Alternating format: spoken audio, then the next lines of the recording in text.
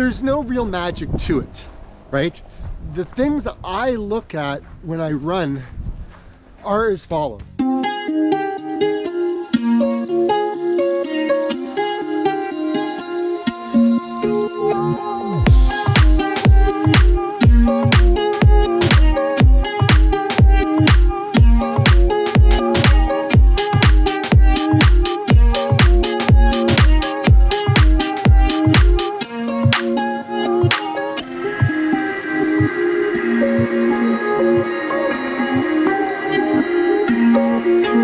Buddy, oh my gosh, we just got a bunch more snow last night, and to be quite honest, I don't even want to get out. I got a busy day ahead of me, and we've got some things to talk about today. Primarily, a number of people have been asking different questions with regards to, what do I pay attention to when I am running at my Maffetone pace? So I thought today I would share what some of those metrics are. What do I pay attention to when I go running? Like, what are those metrics that, people think it's like the magic bullet? There's no real magic to it, right? The things that I look at when I run are as follows. So for everybody that's new, we've had a lot of you join in the last little while. Thank you so very much for joining. I really appreciate it. And if you've got questions, just comment below. It'll certainly help others on the channel that read the comments. There's a lot of you out there, and I will get back to you if you've got a question in there. Also, we've got our Facebook group that you can connect with. We've got a Strava group. You can see all my socials here. They're all there. You can connect with me. Even a podcast, right? There's all kinds of stuff that you can take advantage of. Number one, heart rate, right? That's what we're doing. We're training by heart rate. It's an important matrix to look at. What I would suggest is, if you don't have a heart rate strap, get a heart rate strap. It'll be more accurate than a watch. If you don't have a strap, don't worry about it. Go with what's on your wrist. And you may want to do a little bit of a test to figure out how accurate it is, because I found between two different watches that I had, my beats per minute were off by 6 or 7 beats. And so that's why I got the strap, to see if that would make things better. And it did. So I'm okay with that. You want to make sure that you have a watch that's able to record your heart rate, which pretty much most of them do nowadays. I use the Coros watch. I find I love it. So what do you say I take you out on one of my runs? It's a little bit snowy, but I'll take you along, and I'll go as long as my battery can last, because it will probably die fairly soon, because the colder it gets, it goes bye-bye. So yeah, it happens. You're like a circle that floats around me, keeping me safe and sound. And when I fall, you've tied a rope to me. You're blessing me every day. I was down with an illusion, like a sparrow with broken wings, but now I shine with your reflection on me. I'm getting back up on my feet. That you showed up was written in my palm. You are a statement, explode like a bomb. I get to push myself to victory. You make me winner. You cut me loose and set me free. You make me win in every way. You showed me how to spread my wings. Yes, I'm the winner of the day.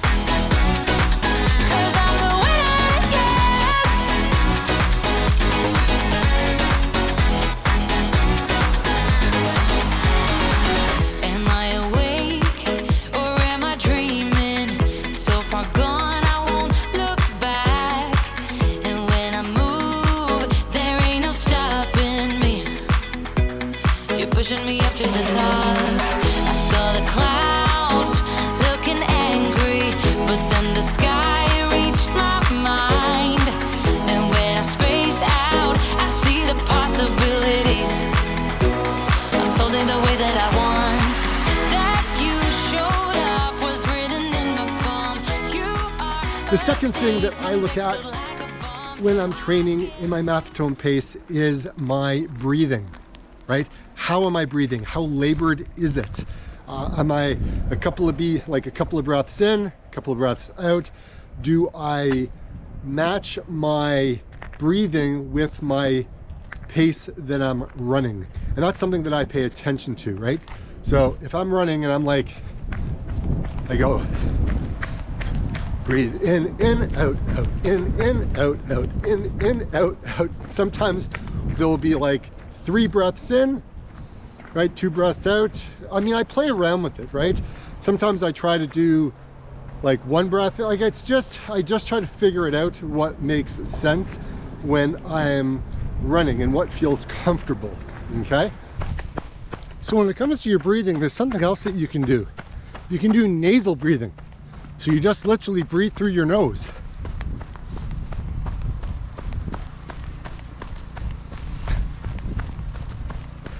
I'll do a video on that. One really important thing is you have to make sure that you warm up. Otherwise, your heart rate for the first 15 minutes may be a little all over the place. So it's very important to warm up, get the blood going to the muscles, limber up, basically tell your body that you're gonna start doing some running. Wow, sunshine. Oh my gosh. God, I love when there's sunshine. The third thing I pay attention to when I'm running is my cadence. I pay attention to how I'm running, right? Like what's going on with my feet. And I listen to them hit the ground, right? I pay attention to, you know, how long my stride length is. I'm not saying that this is the right way or the wrong way or anything but this is just what some of the things that I think about. Now, on my watch, I've got a cadence matrix to figure out, you know, where I'm at. And I pay attention to that on my watch because as I'm running, I like to keep it as close to 180 steps per minute. Now, there's a rule of thumb. I've heard lots of people say, you know, if you're anywhere from, you know, the mid 160s all the way to 180, you're perfectly fine. And then some people say, well, it needs to be in the 170s to 180s. Look, I don't really know what the right answer to it is. All I know is I try to keep it around 180. And if I shorten my stride length down, I have to take more steps to cover the same distance, right? So that's something that I'm always paying attention to when I am running out on the roads. When you're on the trails, I really don't pay attention to it because I'm going to be doing walking when I'm walking up the hills. So this is primarily when I'm on the road, running on, you know, the road. Yeah, anything's better than running on this. But then again, your feet kind of get sloshy when you're running on that. Welcome to running in winter. Something else that I've been paying attention to, which leads into number 4, is my power.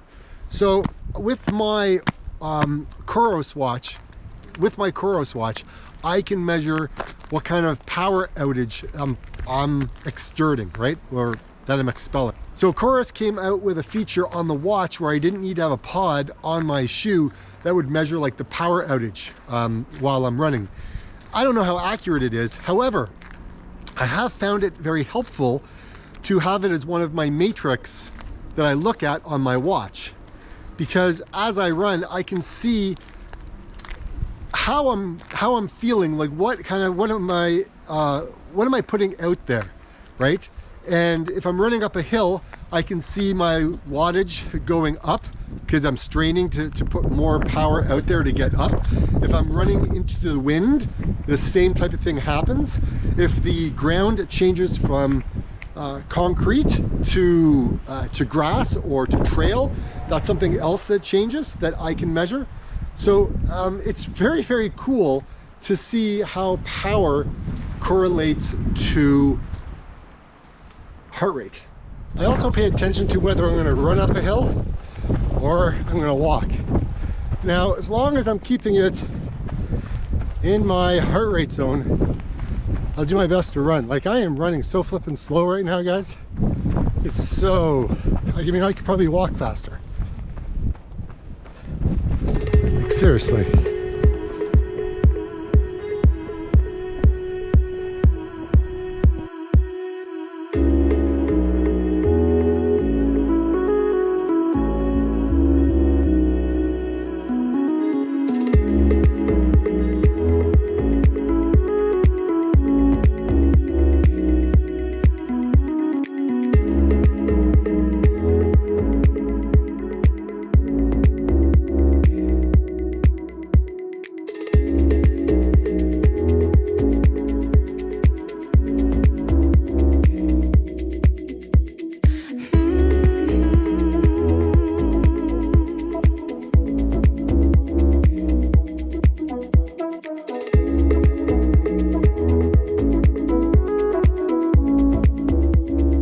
The fifth thing I pay attention to while I'm out for my Maffetone run is how am I feeling, right? Do I feel like I'm straining to run? Do I feel like it's getting a little harder in the latter part of the run when cardiac drift starts to happen?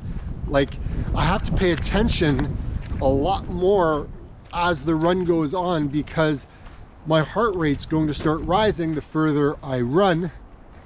So it's very important for me to kind of check in with myself to say, how am I feeling right now? Do I need to slow it down? I know my body well enough. I know when I'm starting to redline it, and then I want to make sure I kind of bring it back down, and I'm down by a beat or two below my maximum MAF number. Just, it's this heart rate strap has really helped me because it reacts like really quick. So how are things going with me? Things are going well, things are progressing, things are getting busy, and I really need to figure out how I can adjust my schedule to make sure I'm getting these runs in, making sure I'm getting enough sleep, enough family time. It's busy times right now, and that's one of my challenges. Need to figure it out, but I'm not doing well on that goal for the new year about getting out for an earlier run. It's just, I don't know what's happening. I need to figure out how that's going to play out in the day. So here's a bonus tip for you. So on my watch, there's an alert that I can set once my heart rate goes above a certain threshold. That way, if I set it just a little bit below my MAF number, then I know I've got that couple extra beats I need to slow it down, so that way I don't go over. This has been working really well with my heart rate strap from Polar. It's Polar H10, works really well because it reacts really fast. So that's been very helpful to be more consistent in my running. It's gonna be a long, busy day today. Thanks for watching, everybody. Like I always say, everybody, get out and run.